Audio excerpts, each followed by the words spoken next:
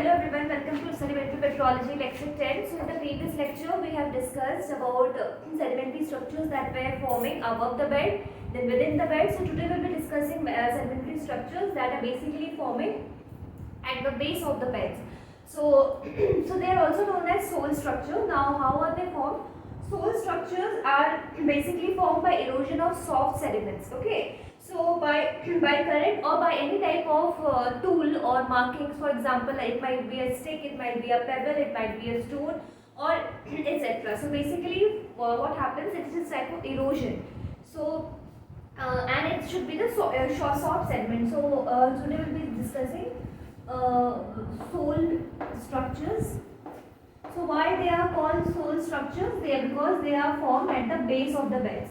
So base of the beds, you know the sole of your shoes, so anything on the base, that is from where the word sole has come into play. So they are basically formed by the formation of soft sediment. So for example, if it is sand and there should be mud. So iske deformation say the mud or this portion gets deformed into various shapes like this.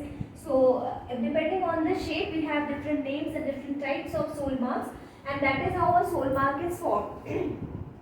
So depression are basically formed by first. So what happens if this is sand? So let me color the sand into like this. If this is sand and this one is your mud, it should have been the opposite because this is fine particle. So first the mud gets eroded by anything. It might be because of the current, it might be because of any tools. For example, a pebble might strike here and then scoop out this part, and ultimately what happens, the sand gets deposited over here like this or like this. Now we are not discussing any specifics, so I am drawing all types of tool marks possible. Now what will happen due to tectonic upliftment, if this bed gets uplifted, so what will happen? This will look somewhat like this is, so it is just the opposite, like, and here is the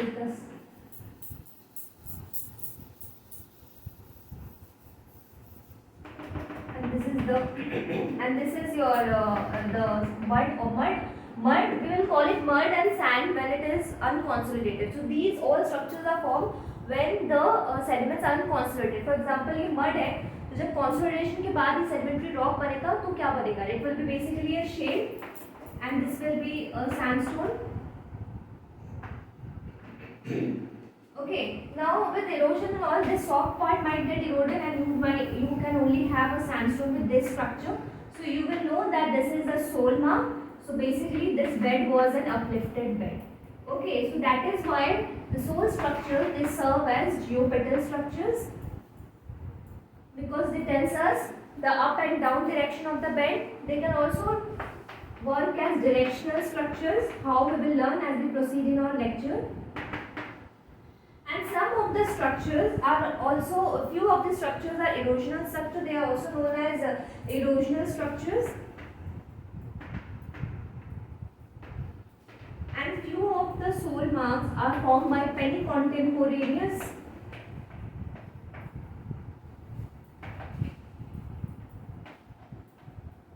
deformation. What is penny-contemporaneous deformation? As we go ahead in our lecture, will come to know. So this is how the soil marks are formed. So basically soil marks, we have done all these. Okay, soil marks are preserved particularly well. So soil marks are preserved particularly well in sandstone that are overlain by shale. So I have already discussed this part, sandstone overlay. They can also be found in limestone, but most prominently they are found in sandstone overlain by shale. Okay, and then there are two processes by which it is formed, as I told you, as I explained. So first by two the processes here. You have to remember the processes. Number one is erosion. Okay, so erosion of what? Erosion of your cohesive sediment. So as this sediment is getting eroded, so this groove, ये groove जो है वो कुछ देर के लिए preserve होता है, and that groove gets preserved because what this is a cohesive sediment. इसको ये groove इसीलिए preserve होता है because sediment is quite cohesive, तो वो जो depression form हो रहा है वो बहुत जल्दी खराब नहीं होता है. So the depression keeps on forming like a very solid depression, and then deposition of sands take place. So erosion of cohesive sediment.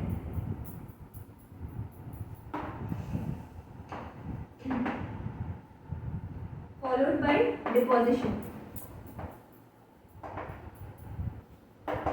of sand or silt, or you can say a bigger size or a coarser grain. Instead of sand and silt, you can be any coarser grain.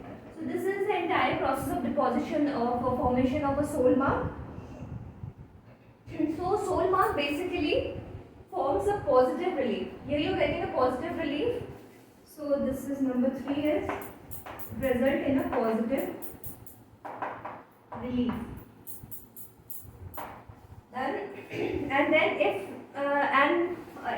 the bed is subsequently eroded, subsequently uplifted, it can help us to know the direction of the bed. That serves as a geopetal structures, and they are more common in turbidite environment.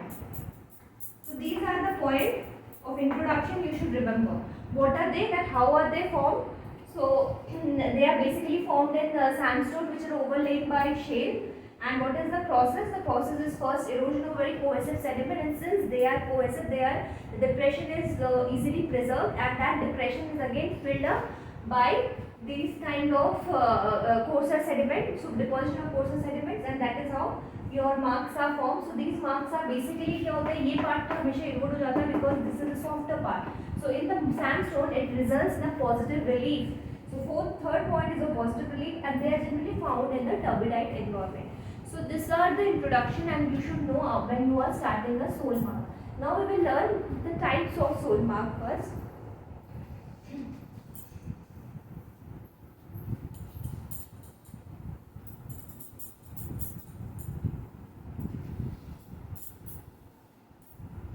Okay, the first soil mark we will learn is a groove cast. So groove casts are striations like this you find on a sandstone or in any rock surface. So they are basically formed by elongated or nearly straight ridges that result from infilling of erosional relief. Now how are the erosional relief formed? They are formed by pebbles or shells or any piece of wood that gets dragged. So एक rock surface है और कोई piece of wood जो है यहाँ पे drag हो गया, इन्होंने एक ऐसे depressions बना दी. फिर इस depression को जब fill होता है, when these depression gets filled up in the sand, so ये क्या होता है, एक positive relief बनाता है. Okay, and they look like striations like this. That is what a groove cast is. So groove casts are what? Elongated ridges. So I think that the way I used to remember things when I was a student is just remember the diagrams. Once you remember the diagram, you easily remember the process. So elongated ridges. Okay, so elongated ridges कैसे बनते हैं?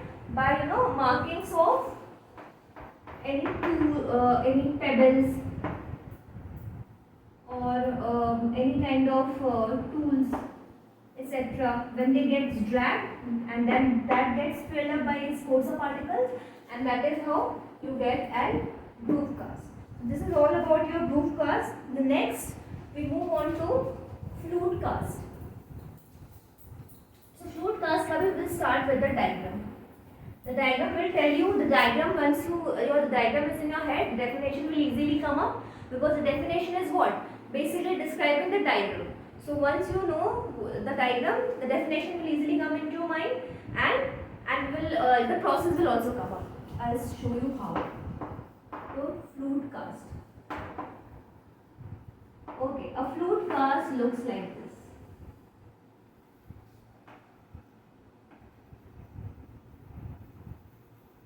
This is a flute cast. So flute cast looks like this. So how does it look? First one, a bulbous nose, isn't it? It has a bulbous nose. one side, and it is flared up in the other, flared out in the other, where it's now in this side it gets attached to this bed. Now how do you define it? But in this side it gets merged to the bed, flared out in the other, where it gets merged, where it gradually merges with the bed.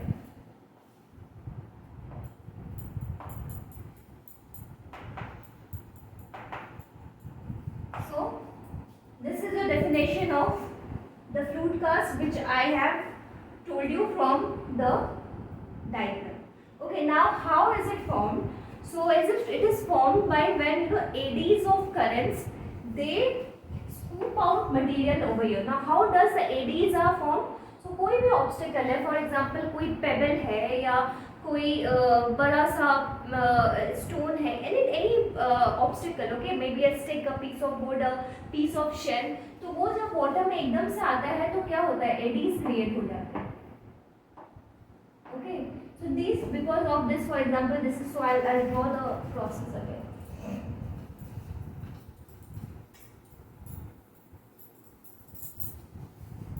Okay, so for example, this is a mud, okay, and a piece of shell or a pebble is here, so it will create eddies, and that eddies will drop it on the soft mud surface, drop the obstacle on the soft mud surface, and that will lead कि वो इतना अंदर चला गया, and that eddy will again force this out like this, okay, and that is how this structure is formed. तो ये पूरा part scoop out होके बाहर चला जाता है, and same thing happens over here. Okay, so and then what happens? Deposition of coarser particle will take place. यहाँ पे sand and all, and you will get a positive relief. So this basically takes place in turbidite, that is in the Bauma sequence it is easily found, and on the rock surface, if I draw a box diagram, they basically look like this. This is, I'm not drawing the 3D, and this is the direction of the current. So here this will be the, you will know that this is the direction of current. So that is how they work as directional structures. So which is, so in this part, the steepest part, that is here the steepest part will tell you this was the upstream direction, and this is the downstream, okay, and this part where it flares out will tell you the downstream direction. So I hope I am clear. So over here we are done with flute cast, and they are found in turbidite sequences. Now we will shift to those soul marks or soul structures. So one more thing, why are they called casts? Because mold and cast क्या होता है? Mold होता है कि for example when bricks are being made, or for example when candles are being made, so पहले वो mold होता है, and mold में वो candle wax डालते हैं और फिर वो candle बाहर आता है.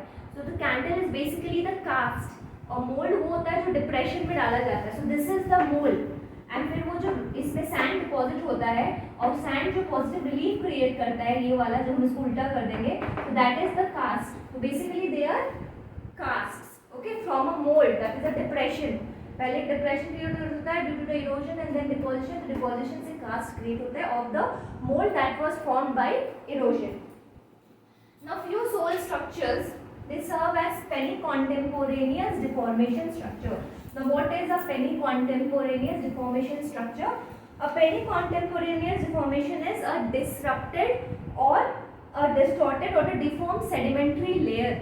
कोई भी sedimentary layer जो deformed, distorted हो गई है due to some inorganic agent, and these kind of deformation are formed immediately after deposition. Just deposition हुआ और ये deformation हो गया before consolidation. So consolidation के पहले immediately after deposition ऐसे deformation होते हैं due to some inorganic agents, and इनको हम penny-contemporaneous deformation term देते हैं. So penny-contemporaneous deformation structure में सबसे पहले we will learn about load cast. So as the name suggests load, तो ये एक लोड के लिए होता है। So पहले यहाँ पे एक मड लेयर ड्रॉ करेंगे और यहाँ पे एक सैंड। So हम कॉन्स्टेंटली इसको मड एंड सैंड इसलिए कह रहे हैं क्योंकि ये कॉन्सोलिडेटेड नहीं है। तो ये अभी तक वो सेडिमेंट्री रॉक्स नहीं बने, these are just sediments. So due to the pressure of the sand, यहाँ पे ऐसे ऐसे स्ट्रक्चर्स फॉर्म हो जाते हैं। You get structures like this, okay, and that is why this is called the load cast. So what is a load cast? So the load cast, and it might be like this, कुछ भी shape का हो सकता है like this. So load cast ऐसे होते हैं, फिर यहाँ पे sand fill हो जाता है like this. Okay, so इनका भी bulbous nose होता है, बस but they are different from the flute cast. How? Because they are number 2 irregular. Okay, since they are irregular, so no current direction. One more thing is इनका नाम cast है, but they are not true cast. Because ऐसा नहीं था यहाँ पे कोई depression erosion की वजह से क्रिएट हुआ, उसको इसने फिल किया, नहीं, ये तो लोड की वजह से हो रहा है, तो they are not true cast. Okay, नाम ऐसे दे देते हैं, but they are actually not cast. Okay, formed by deformation. So I'll just tell you the bookish name. It is formed by deformation of uncomposed hydroplastic mud beds owing to unequal loading. So because of unequal loading, they are formed. Okay, and they do not indicate any particular environment. They can be formed in any particular environment where water saturated mud are quickly deposited by sand. So they are basically formed by sand की weight की वजह से जब ये धंस जाता है and these kind of structures are form. So these structures look very similar to your flute cast, but only they are irregular. So that is how you can identify your flute cast and different from a load cast. So second structures we will shift is to flame structures.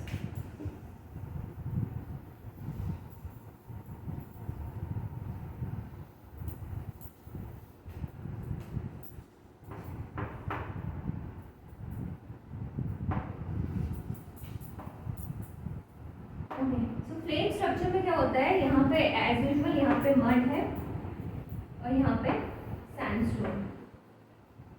सो इसमें कोई loading वगैरह नहीं होती है, पर ये जो mud है ये ऐसे ऐसे है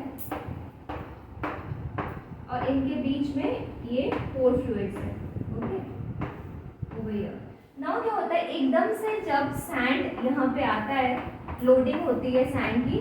सो फॉर एग्जाम्पल एक स्पंज है which is water saturated, and एकदम से आप उसके ऊपर कुछ हैवी रख दे तो क्या होगा, that sponge will try to, उसकी स्पंज का पानी एकदम से बाहर आ जाएगा. तो सिमिलरली जैसे ही लोडिंग होती है तो ये जो पोर फ्लूइड्स हैं वो ऊपर आने की कोशिश करते हैं. तो ऊपर आने की कोशिश में ये अपने साथ जो मड है उसको भी लेके आ जाते हैं. तो ऐसे ऐसे स्ट्रक्चर्स फॉर्म होते हैं. Let me draw final structure. So finally क्या होगा, ये मड है, ये सैंड है. सो ये जो मड है ये सैंड में ऐसे ऐसे आ जाते हैं like flames. Okay, this is how a flame structure is formed. Now flame structures are wavy flame shaped tongues of mud that project. So again remember the diagram and you will remember the definition. So wavy tongue shaped elongated muds that enters a sand unit. Why do they enter? Because उनका pore fluid pressure की वजह से, and which is commonly in sandstone, probably caused mainly by loading of water saturated mud, and which are less than overlying the sand. So all this I have explained. So this is all about your flame structure. Next we will shift to convolute lamination. So all these are penny-contemporaneous deformation structure which is a part of soil mass.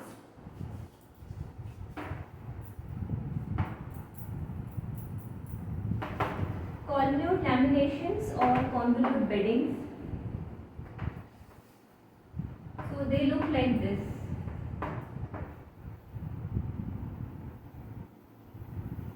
Like this. तो इसके नीचे ऐसा कुछ नहीं है कि यहाँ पे मड है, सैंड है, ये पूरा फाइन सैंड यूनिट है. So how they are formed? They are formed by कोई भी shock की वजह से. Go back to the second chapter. Go back to the second chapter where I taught you about liquefaction. So कोई भी your shock की वजह से अगर fine sand में liquefaction हो जाता है. So first is what you require is a shock. Due to shock you get liquefaction. Okay. उस लिक्विफैक्शन जब हो रहा है तब कोई यहाँ से फॉर एग्जांपल करंट टर्बिडाइट करंट आ गया. सो उस लिक्विफाइड सैंड को वो अपने डायरेक्शन में ऐसे ले जाएगा. You get falls like this. Got it.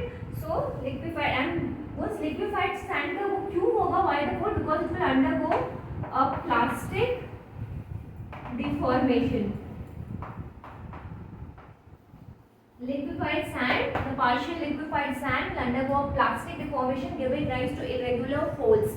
Okay, so convolute bedding is a structure formed by complex folding or intricate clumping of beds or lamination into irregular, generally small scale and anticlines and synclines. So convolute bedding is common in fines and sandstone, and lamellar can be traced to. So what happens? तो ये बहुत सारे layers होते हैं ना इसमें. So laminations can also be seen in convolute bedding. So basically it is caused by partial deformation of partially liquefied sediment soon after deposition. So that is how I explain. So I think all clear about convolute laminations and bedding. So ये छोटे छोटे parts जो हैं ये आपके लैमिनेशंस हैं and पूरे को हम कॉन्वोल्यूट बेडिंग कहते हैं. Okay, and they are mostly found in turbidite, intertidals and your floodplains. So when I will be teaching environment, sedimentary environment, you will easily understand that why in those environments you find these. So the next structure is ball and pillow structure. So ball and pillow structure भी liquefaction से होता है. और इस liquefaction में क्या होता है? यहाँ पे mud होता है, यहाँ पे sand होता है. तो मड के लिक्विफैक्शन की वजह से ड्यू टू सम शॉक और अर्थक्वेक की वजह से यहाँ पे लिक्विफैक्शन हो जाता है. तो इस लिक्विफैक्शन की वजह से ये सैंड यूनिट जो है वो यहाँ पे ऐसे आ जाता है लाइक किडनी बीन्स. ऐसे किडनी बीन्स की तरह आ जाते हैं. सो कुछ सैंड यूनिट को तो आप ऐसे यहाँ पे ट्रेस कर सकते हैं like this. Okay, so this is a ball, and so this structure is called a ball and pillow structures. They look like pillows and balls.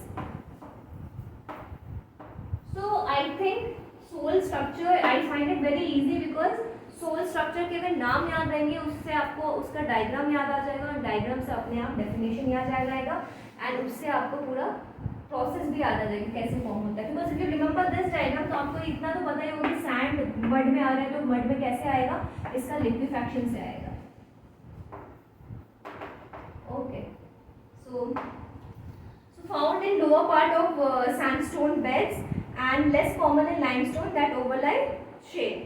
So they are basically common in sandstone. Okay, and as a result of physical shock that has been applied to the unconcentrated sediments, so partially liquefaction. So this is all I have explained. Liquefaction of the mud causes the overlying sands or limey sediments to deform into hemispherical kidney-shaped mass, giving rise to the ball and pillow structures.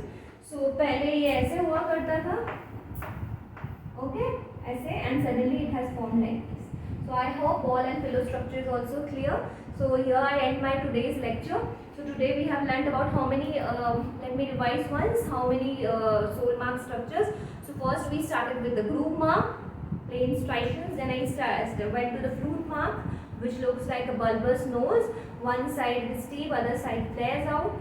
Okay, then I went to the penny-contemporaneous structures, तो load cast जो कि load से बनता है, and which resembles your flute cast, only it is very irregular.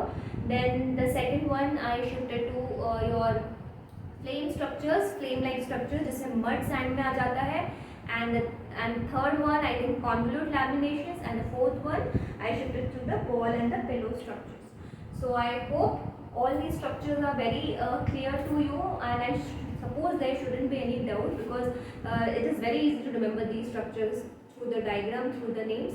So in the next class, I'll be taking how to plot paleocurrent directions and about the stromatolite and the secondary structures, the chemical ones. So that's all for today. Thank you.